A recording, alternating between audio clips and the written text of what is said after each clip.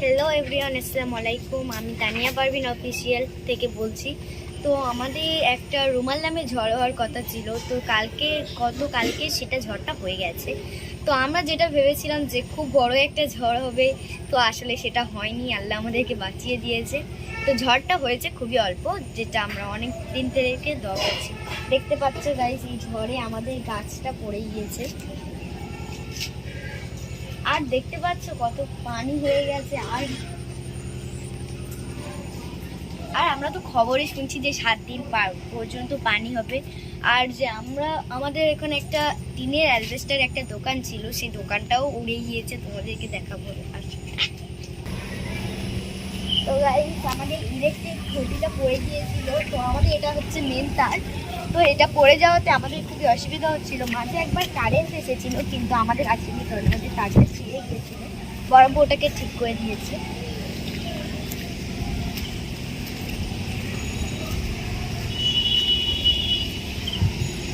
আর guys, যার কথা বলছিলাম সেটা হচ্ছে এখানে।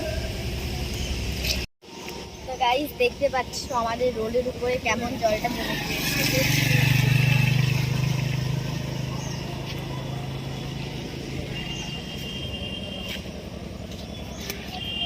গাইস, আমি দেখাচ্ছি যে আমাদের কেমন ক্ষতিটা হয়েছে।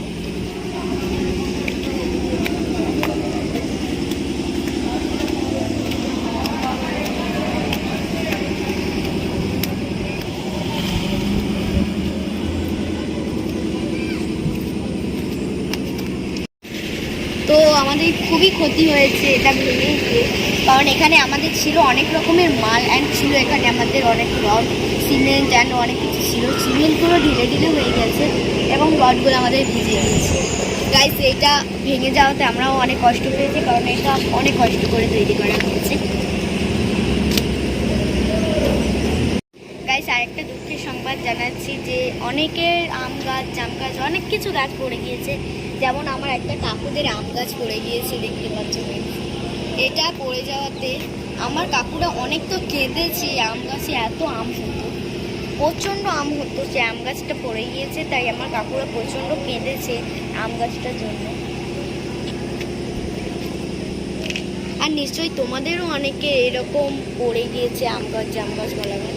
আমাদের ওখানেও অনেকগুলো আম গাছ, জাম গাছ, কাঁঠাল গাছ পড়ে গিয়েছে।